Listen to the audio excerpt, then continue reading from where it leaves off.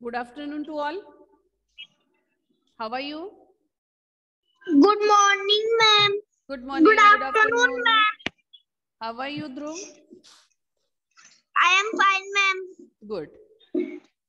आज हम chapter number 9 पढ़ेंगे जिसका नाम है सर्वनाम। हमारी जो सुरभिका वाली बुक है, पेज नंबर 37।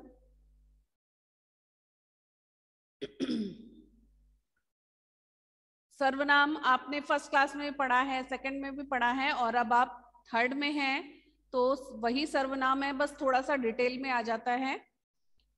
तो सर्वनाम किसे कहते हैं, पहले तो देखो ये चित्र दिए गए हैं और उससे समझते हैं हम। माँ ने तरुण से पूछा, तुम क्या कर रहे हो? मम्मी और बच्चा है और माँ उसको, बच्चे को पूछ रही है कि तरुण तुम क्या कर रहे हो।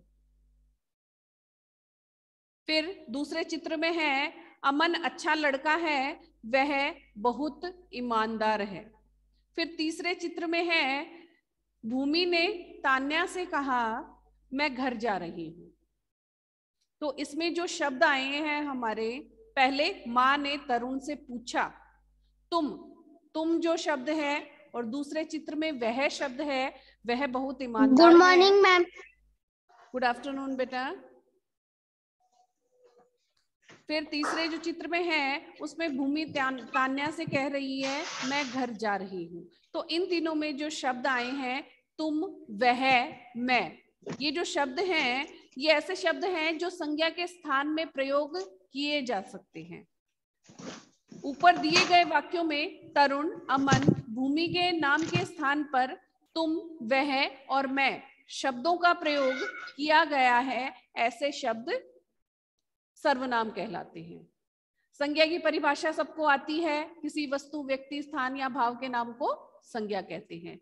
अब जब हम कोई वाक्य बार बार रिपीट करते हैं, जैसे किसी के लिए कुछ कह रहे हैं कि राम एक अच्छा लड़का है, राम विद्यालय जाता है, राम खाना खा रहा है, राम सो रहा है, राम ये कर रहा है, राम वो कर रहा है, तो हमें बार बार राम शब्द का प्रयोग ना करके हम वहां पे कुछ ऐसे शब्द यूज में लेते हैं जिससे वो शब्द बोलने में भी आसान हो जाते हैं और सुंदर भी लगते हैं बोलने में, और बार बार हमें उस शब्द को रिपीट नहीं करना पड़ता। जैसे राम एक अच्छा लड़का है, वह रोज विद्यालय जाता है। पहले हमने क्या बोला था, राम रोज विद्यालय जाता है, तो यहां हम करेंगे वह रोज विद्यालय जाता है। वह यहां जाता है, वह खाना खा रहा है, वह सो रहा है, वह टीवी देख रहा है, या उसने ये काम कर लिया। तो ये जो शब्द हैं, ऐसे जो शब्द होते हैं जो संज्ञा के स्थान पर हम प्रयोग कर सकते हैं, वो सर्वनाम कहलाते हैं। सर्वनाम का अर्थ, अब देखो नीचे जो पैराग्राफ है उसमें सर्वनाम का अर्थ बता रखा है। सर्व यानी सभी, के लिए नाम, सर्वनाम दो शब्दों से मिलकर बना है, सर्व जमा नाम, सर्व जमा नाम। सर्व मतलब सभी, सब, सर्व का मतलब क्या होता है, सभी, के लिए, सभी के लिए या सबके, और जो नाम होते हैं वो नाम होते हैं। मैम पेज नंबर क्या है? Page number 37।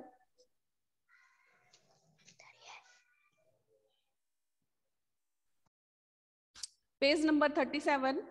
तो सर्वनाम का अर्थ है सबके लिए नाम।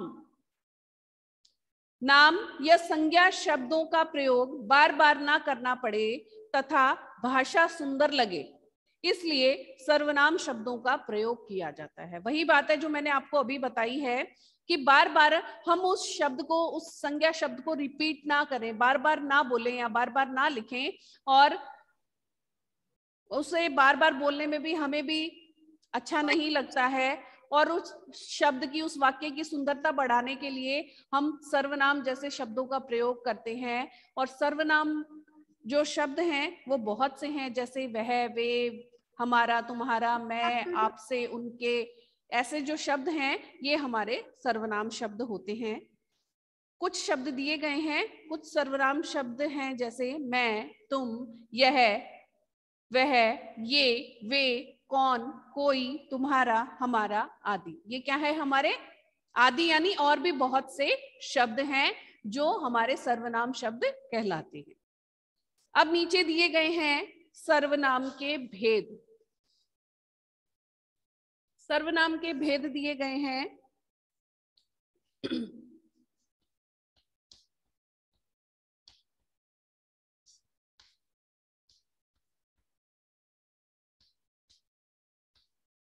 यहां पर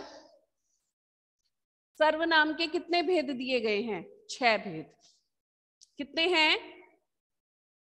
6। सर्वनाम के 6 भेद होते हैं। अब 6 भेद कौन कौन से हैं? 1, 2, 3, 4, 5 एंड 6। अब पहले नंबर पे है जो हमारा सर्वनाम, वो है पुरुषवाचक सर्वनाम।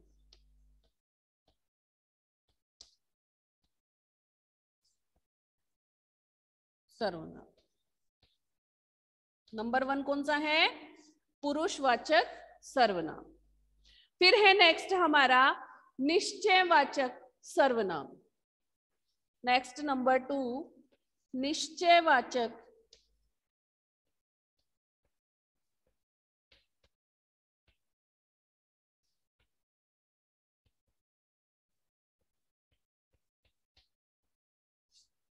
और नंबर 3 है हमारा अनिश्चयवाचक सर्वनाम।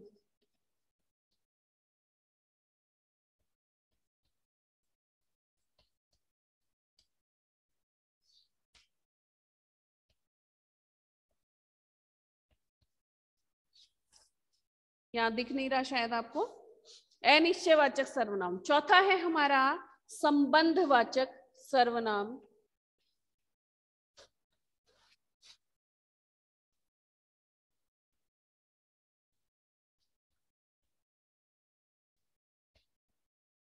सभी आपके बुक्स में दिए गए हैं नाम। संबंधवाचक सर्वनाम। और नंबर 4 है हमारा प्रश्नवाचक सर्वनाम।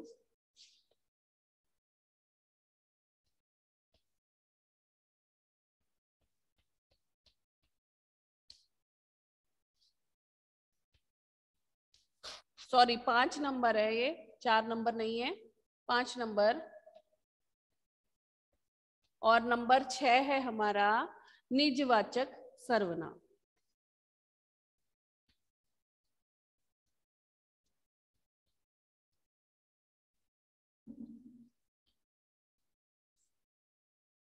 तो ये सर्वनाम के 6 भेद यानी 6 नाम बताए गए हैं। इनको इतने भागों में डिवाइड किया गया है। पहला है पुरुषवाचक सर्वनाम, दूसरा है निश्चयवाचक सर्वनाम, तीसरा है अनिश्चयवाचक सर्वनाम, चौथा है संबंधवाचक सर्वनाम, पांचवा है प्रश्नवाचक सर्वनाम और छठा है हमारा निजवाचक सर्वनाम। अब जो हमारा पुरुषवाचक सर्वनाम है इसे भी 3 भागों में बांटा गया है। पहला है उत्तम पुरुष, दूसरा है मध्यम पुरुष,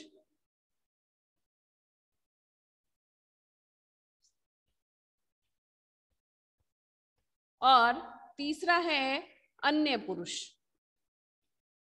सिर्फ एक पुरुषवाचक सर्वनाम को ही अन्य 3 भागों में बांटा गया है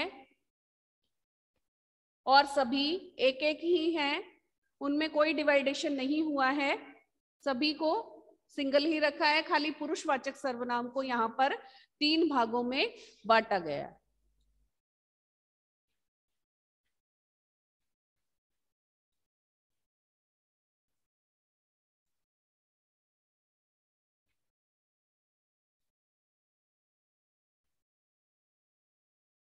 फिर है हमारा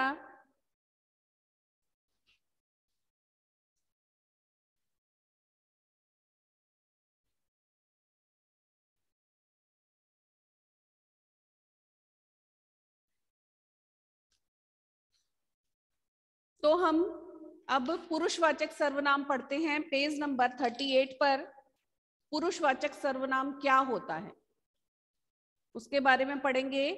जो सर्वनाम शब्द बोलने वाले, सुनने वाले तथा किसी अन्य के लिए प्रयोग में किए जाते हैं वो हमारे पुरुषवाचक सर्वनाम में आते हैं। किसमें? ऐसे सर्वनाम शब्द जो बताए थे अभी आगे, जो दिए गए थे एग्जाम्पल, यह, वह, वे, तुम, तुम्हारा आदि, इस तरह के जो शब्द हैं, ऐसे सर्वनाम शब्द जो सुनने वाला, बोलने वाला, सुनने वाला तथा अन्य किसी के लिए प्रयोग में लिए जाते हैं वो हमारे शब्द, सर्वनाम शब्द पुरुषवाचक सर्वनाम में आते हैं। जैसे इस चित्र में देख सकते हैं आप, मैं खाना खा रहा हूं। मैं कौन? स्वयं के लिए। तुम कहाँ जा रहे हो? वह अपना काम कर रहा है। ठीक है, इन वाक्यों में मैं, तुम और वह सर्वनाम है। जैसे बोलने वाला मैं बोल रही हूं, आप सुन रहे हो। आप कौन हो? श्रोता, सुनने वाले। मैं बोलने वाली हूं, इस परिभाषा में जैसे दिया गया है ना, जो सर्वनाम शब्द बोलने वाले, बोलने यानी मैं बोलने, सुनने वाले आप सुन रहे हो, और तीसरा अन्य किसी, यानी कोई पास से जा रहा है या अदर कोई थर्ड पर्सन है, अन्य किसी, उसके लिए आया गया है। जैसे वह जा रहा है, उसने ये कह दिया। तो थर्ड पर्सन के लिए जो शब्द यूज में लिए जाते हैं वो अन्य किसी में आते हैं। तो इसे पुरुषवाचक सर्वनाम को यहाँ पर 3 भागों में विभाजित किया गया है। पहला है उत्तम पुरुष, दूसरा है मध्यम पुरुष और तीसरा है अन्य पुरुष। उत्तम पुरुष जो ऐसे सर्वनाम शब्द हैं जो बोलने वाला स्वयं के लिए प्रयोग में लेता है। ऐसे शब्द जो स्वयं के लिए प्रयोग में लिए जाते हैं, यानी जो बोलता है, जैसे मैं बोल रही हूं, मैं अपने लिए कोई शब्द या वाक्य बोल रही हूं तो वो स्वयं के लिए होता है, वो उत्तम पुरुष में आता है। जैसे इसमें परिभाषा दी गई है, जिन सर्वनाम शब्दों का प्रयोग बोलने वाला या लिखने वाला अपने लिए करता है उन्हें उत्तम पुरुष कहते हैं। जैसे मैं, मुझ, मुझे, हम, हमें आदि। तो इसमें कैसे शब्द आते हैं? जैसे मैं लिख रही हूं या मैं बोल रही हूं, मुझे यहां जाना है, या शब्द कोई वाक्य बनता है, हम ये काम करेंगे, जिसमें मैं सम्मिलित हूं, मतलब जिसमें मैं इंटरेस्ट ले रही हूं या मुझे उस काम में क्या करना है, क्या बताऊं मैं आपको। जैसे मैं उस काम में इंटरफेयर करना चाह रही हूं या करती हूं, मेरे साथ में और भी हैं, तो वहां ये चीजें, ये शब्द आएंगे। तो पहला है इसमें गौतम बोला। गौतम एक बच्चे का नाम है या किसी का भी हो सकता है। मैं कक्षा 7 में पढ़ता हूँ। गौतम जिसका नाम है वह बता रहा है कि मैं कक्षा 7 में पढ़ता हूँ। फिर नंबर 6 पर अजय और संजू बोले, 2 बोले फिर, कि हम सुबह से बैठे हैं। कि जहां पे, क्योंकि वो स्वयं के लिए बोल रहे हैं, 2 जने हैं तो हम आएगा, या ज्यादा है तो हम आएगा, या हमें आ जाएगा। तो वो हमारे वाक्य पे डिपेंड है कि हमें कैसा सर्वनाम शब्द वहां पर यूज में लेना है। फिर आता है हमारा मध्यम पुरुष। मध्यम पुरुष में जो सुनने वाला होता है, जैसे मैं बोल रही हूं और तुम सुन रहे हो, तुम्हारे लिए मैं कोई वाक्य कह रही हूं, जैसे तुम इस प्रश्न का उत्तर बताओ, तो वहां पे सर्वनाम शब्द क्या आया? तू, तुम। ये जो शब्द हैं वो हमारे मध्यम पुरुष में आते हैं। इसकी भी परिभाषा हम पढ़ लेते हैं। जिन सर्वनाम शब्दों का प्रयोग सुनने वाले या पढ़ने वाले के लिए किया जाता है उन्हें मध्यम पुरुष कहते हैं। जैसे तुम, आप, तुम्हें आदि। जो इस तरह के शब्द हैं वो हमारे मध्यम पुरुष में आते हैं। जैसे एग्जाम्पल दिया गया है और भी इसके वाक्य बनाए गए हैं। तुम यहाँ क्यों बैठे हो? फिर है नेक्स्ट, तुम्हें क्या चाहिए? फिर है नेक्स्ट, आप चले जाइए। तो जैसे तू, तुम, आप, ये जो शब्द हैं ये मध्यम पुरुष में आते हैं। फिर है हमारा नंबर 3 अन्य पुरुष, जो अन्य थर्ड पर्सन के लिए आता है, तीसरे आदमी के लिए। दो कौन से हो गए? पहला जो बोलने वाला, दूसरा सुनने वाला। और अदर, जो अदर थर्ड पर्सन है, कोई भी दूर जा रहा है या पास से गुजर रहा है, उसके लिए हम शब्द यूज में लेते हैं, वो हमारे अन्य पुरुष में आते हैं। अब इसकी परिभाषा देखो। जिन सर्वनाम शब्दों का प्रयोग ऐसे व्यक्ति के लिए किया जाता है जो बातचीत में शामिल नहीं है, यानी दो लोगों के बीच में बात हो रही है या कईयों के बीच में हो रही है और चर्चा किसी अदर के बारे में हो रही है, यानी बातचीत किसी और के लिए हम कह रहे हैं कि वो ये काम कर रहा है या वो जा रहा है, वह उसको देखो, इस तरह के जो शब्द होते हैं वो हमारे अन्य पुरुष में आते हैं। जैसे वह, वे, उसे, उसने आदि। या जैसे कोई बच्चा है वो कहेगा उसने मेरा खाना खा लिया, किसी को बता रहा है। आपस में दो फ्रेंड है, आपस में वो बता रहे हैं कि आज तो मैं भूखा रह गया, उसने मेरा खाना खा लिया। उसने यानी थर्ड पर्सन, दो के बीच में बातचीत चल रही है, वो अपने फ्रेंड को बता रहा है, तो थर्ड पर्सन के लिए बात हो रही है, तो वो हमारा अन्य पुरुष में आ जाएगा। ओके, अब है हमारा नंबर 2 निश्चयवाचक सर्वनाम। निश्चय यानी फिक्स, जो चीज फिक्स है, निश्चित है, ऐसे जो वाक्य बनते हैं शब्द सर्वनाम शब्द लेकर, तो वो हमारे निश्चयवाचक सर्वनाम में आते हैं। जहां पे निश्चितता दिखाई जाए, फिक्स जो चीज होती है उसके बारे में बताया जाए, वो हमारा निश्चयवाचक सर्वनाम में आता है। जैसे कोई चीज फिक्स है, आपके घर पे कोई गेस्ट आया, गेस्ट यानी जिसे आप जानते हो। अच्छा चलो, आपकी मौसी ही आई, तो आपने मम्मा को क्या कहा? मम्मा मौसी आई है। आप उसको जानते हो, फिक्स है वो तो कि ये मौसी ही है, आंटी तो नहीं है, या कोई आया है, ये चीज नहीं है, यानी वो निश्चित है कि मौसी ही आई है, निश्चित है। या घर पे पापा आते हैं तो कहते हैं मम्मी पापा ये चीज लाए हैं, तो वो फिक्स है, पापा बिस्किट लाए हैं, पापा चॉकलेट लाए हैं, कुछ भी हो सकता है। जो चीज फिक्स हो वो हमारी निश्चयवाचक सर्वनाम में आएगी। फिर भी हम इसकी परिभाषा देख लेते हैं। जिन सर्वनाम शब्दों से निकट या दूर की वस्तु का या प्राणी के निश्चित होने का बोध होता है, वही बात है जो मैंने बताया है आपको कि ऐसे सर्वनाम शब्द जो हमारे पास भी है या दूर है, या किसी प्राणी, कोई भी व्यक्ति है हमारे क्लोज, उसके बारे में अगर हम बता रहे हैं, उसके बारे में निश्चितता है कि ये फिक्स है, ये हमारे पापा ही हैं, ये हमारी मौसी ही है, या ये हमारे मामा ही हैं, तो वो निश्चित है, वो फिक्स है, उसे हम बदल नहीं सकते कि नहीं, हम ये नहीं बोल सकते कि ये हमारे पापा नहीं। तो जहां पे निश्चितता आ जाए, जहां फिक्स आ जाए कि ये फिक्स है, तो वहां पर हमारा निश्चयवाचक सर्वनाम आता है।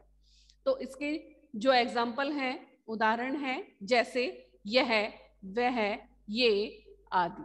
इस तरह के जो शब्द हैं सर्वनाम शब्द, वो हमारे निश्चयवाचक सर्वनाम में प्रयोग में लिए जाते हैं। फिर है हमारा अनिश्चयवाचक, नंबर 3 अनिश्चयवाचक सर्वनाम। निश्चयवाचक जो फिक्स है, अनिश्चय ए लग गया यानी नहीं है, जो निश्चित नहीं है, जो फिक्स नहीं है, ऐसे सर्वनाम शब्द हमारे अनिश्चयवाचक सर्वनाम में आते हैं। कि ऐसे सर्वनाम शब्द जो निश्चित नहीं है, जो निश्चितता नहीं बताते, वो हमारे अनिश्चयवाचक सर्वनाम में आते हैं। जैसे आपके घर में गेस्ट आया कोई, और आप घर पे मम्मी पापा दादा किसी को भी बताते हैं कि पापा वो अंकल आए हैं, आप उन अंकल को नहीं जानते, या कोई आया है ऐसे बोलते हो, कोई आया है, तो यानी वो फिक्स नहीं है, आप उसको नहीं जानते हो, वो अनिश्चय है। अगर आप उसको जानते होते तो वो निश्चयवाचक सर्वनाम में आता, पर आप उसको नहीं जानते हो उस आदमी को, तो आप यही कहोगे कि घर पर कोई आया है, कोई कुछ, जो जिस चीज की हमें निश्चितता पता नहीं चले, क्वांटिटी में या प्राणी में, व्यक्ति में, किसी में भी, तो वो हमारे ऐसे वाक्य अनिश्चयवाचक सर्वनाम में आते हैं। तो इसकी परिभाषा हम देख लेते हैं। जिन सर्वनाम शब्दों से किसी निश्चित प्राणी या वस्तु का बोध नहीं होता, जिससे हमें पता नहीं चलता है कि ये कौन है। या अगर जैसे आप आपस में भाई बहन है, आपकी बहन है या भाई है, आपको कोई चीज चाहिए, वो खा रहा है, तो ऐसे कहोगे थोड़ा सा मुझे भी दे दे, ऐसे नहीं कहोगे ना, एक दे दे, दो दे दे, चार दे दे, ऐसे नहीं बोलोगे, या कहोगे थोड़ा सा मुझे भी दे दे। तो जहां पे क्वांटिटी का हमें पता नहीं चलता, थोड़ी में इतनी भी हो सकती है, इतनी भी हो सकती है, इतनी भी हो सकती है, कितना भी हो सकता है, तो जहां पे हमें वस्तु का निश्चित होना पता ना चले, वहां पर अनिश्चयवाचक सर्वनाम आता है, ऐसे शब्द। तो इसके उदाहरण है कोई, कुछ, किसी, आदि। अब इससे वाक्य बनाया, सड़क पर कोई जा रहा है, कोई भी जा सकता है सड़क पर। अगर आप किसी को जानते हो कि सड़क पर नवीन जा रहा है, तो यानी वो फिक्स है, वो निश्चित है कि वो नवीन ही है। अगर आप कहोगे कि सड़क पर कोई जा रहा है, तो कोई भी जा सकता है, XYZ जानवर, कोई पशु, कोई पक्षी, कुछ भी, कोई वाहन। तो जहां निश्चितता का पता ना चले, वो हमारा अनिश्चयवाचक सर्वनाम में आता है।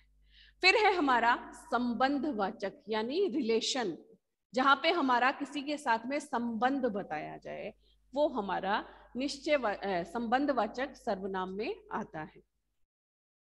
जैसे किसी दो वाक्यों का आपस में संबंध,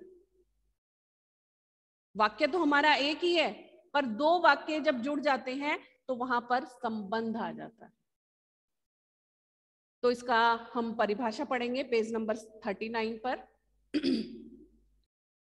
नंबर 4 की संबंधवाचक सर्वनाम, जो सर्वनाम शब्द वाक्य में किसी दूसरे सर्वनाम से संबंध जोड़ते हैं। वही बात है जो मैंने बताया, दो वाक्य जब मिलकर एक वाक्य बन जाते हैं तो वहां पर संबंधवाचक सर्वनाम हो जाता है।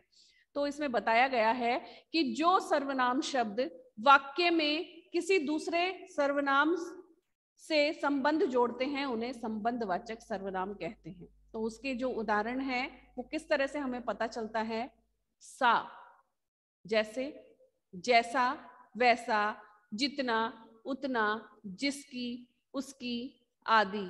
ऐसे जो शब्द होते हैं उनसे हमें पता चल जाता है कि इन वाक्यों में आपस में संबंध है, मिलाप है, जोड़ है।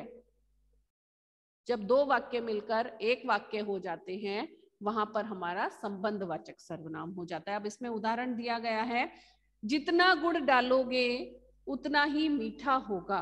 दो वाक्य जुड़ गए, सेंटेंस एक ही है, एक ही लाइन में आया ना, वाक्य आपका एक ही लाइन में आया, पर जब दो वाक्य जुड़ गए कि जितना गुड़ डालोगे तो उतना ही मीठा होगा। फिर है नेक्स्ट, जो जैसा करेगा वो वैसा भरेगा।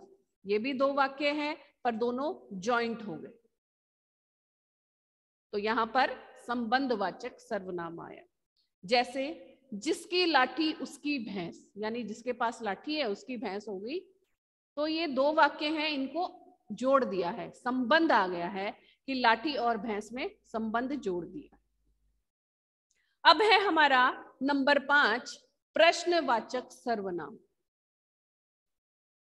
प्रश्नवाचक सर्वनाम में जैसे आपको सर्वप्रथम तो यही पता चलता है कि जहां पे प्रश्नवाचक हमारा चिन्ह होता है वो हमारा प्रश्नवाचक सर्वनाम है। सबसे पहले तो ये आपको ध्यान रखना है। फिर इसके साथ में क्या, कैसे, किसको, किस लिए, किसकी, ऐसे जो शब्द होते हैं, कौन, कहाँ, ये जो शब्द आते हैं ये हमारे प्रश्नवाचक सर्वनाम में आते हैं, जिसमें हम प्रश्न सामने वाला हमसे प्रश्न पूछ रहा है और हम उसका उत्तर देते हैं।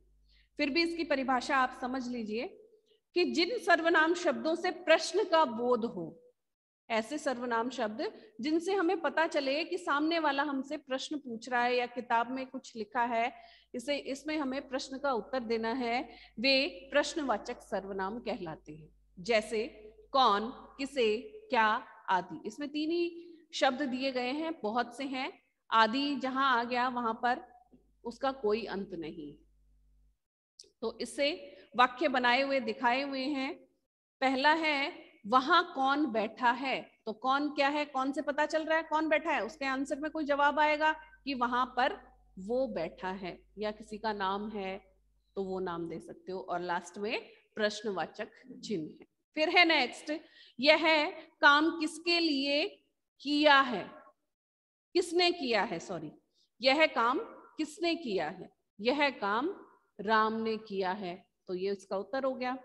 तो यहाँ पर हमें पता चलेगा किसने से, और लास्ट में जो प्रश्नवाचक चिन्ह है उससे हमें पता चलेगा कि ये हमारा प्रश्नवाचक सर्वनाम है। फिर है नेक्स्ट, तुमने आज क्या खाया, तो जो भी आप खाओगे वो बताओगे कि मैंने आज हलवा खाया, मैंने आज खीर खाई, मैंने आज चपाती खाई, कुछ भी बता सकते हो। तो ये हमारा प्रश्नवाचक सर्वनाम में इस तरह के प्रश्न आते हैं। फिर है हमारा सबसे लास्ट निजवाचक सर्वनाम। निज यानी स्वयं के लिए आता है, अपने लिए। अपने लिए तुम सेंटेंस कुछ बोलते हो तो वो निजवाचक सर्वनाम में आता है। फिर भी हम इसकी परिभाषा डेफिनेशन देख लेते हैं। जिन सर्वनाम शब्दों का प्रयोग कर्ता यानी करने वाला, कर्ता किसके लिए आता है, करने वाला। जैसे मैं स्वयं के लिए, मैं कोई काम कर रही हूं कि आज मैं कपड़े धो रही हूं या आज मैंने कपड़े धोए हैं, तो स्वयं के लिए बताया ना उसमें। तो जिसमें कर्ता निज यानी निज अर्थ में किया जाता है, यानी स्वयं के लिए बताता है, वो निजवाचक सर्वनाम में आते हैं। और उसके शब्द हैं स्वयं, मुझे, मैं, अपने, आप, खुद आदि। बहुत से सेंटेंस हैं, तो इसमें 3 सेंटेंस बता रखे हैं, 3 वाक्य बनाकर बता रखे हैं। मैं यह काम स्वयं कर लूंगा, कि मैं यह काम स्वयं खुद ही कर लूंगा। स्वयं मतलब अपने लिए कहा गया है यहाँ पर, निज के लिए। फिर है नेक्स्ट, वे अपने आप आ जाएंगे। फिर है मैंने खुद ही सारा बोझ उठा लिया है, कि मैंने स्वयं ही, खुद यानी स्वयं के लिए ही है कि सारा बोझ खुद ही उठा लिया है। तो इस तरह से इसमें मैं, अपने आप स्वयं के लिए आया है कि वे अपने आप आ जाएंगे। और तीसरे में मैंने, खुद, ये जो शब्द हैं ये निजवाचक सर्वनाम में प्रयोग किए जाते हैं। तो आई होप सो आपको ये समझ में आया होगा सर्वनाम का चैप्टर। और जो मैंने थोड़ी सी डिटेल आपको बताई है, इनमें भी कुछ ना कुछ तो समझ में आया होगा। जो 6 भेद बताए हैं और इनके बारे में बताया है कि कैसे आप सर्वनाम का प्रयोग कर सकते हैं और कैसे इसे समझ सकते हैं। अगर इसमें कोई चीज नहीं समझ में आ रही है तो पूछ सकते हैं आप। आराध्या, समझ में आ रही है? Yes ma'am. और कुछ पूछना है? कुछ पूछना है क्या बेटा? No ma'am. क्लास ओवर करें? कल हम इसका यस बुक वर्क मैम। करेंगे, कल करेंगे book work. Okay, okay ma'am. Have a okay nice ma'am. Day, bye. Bye.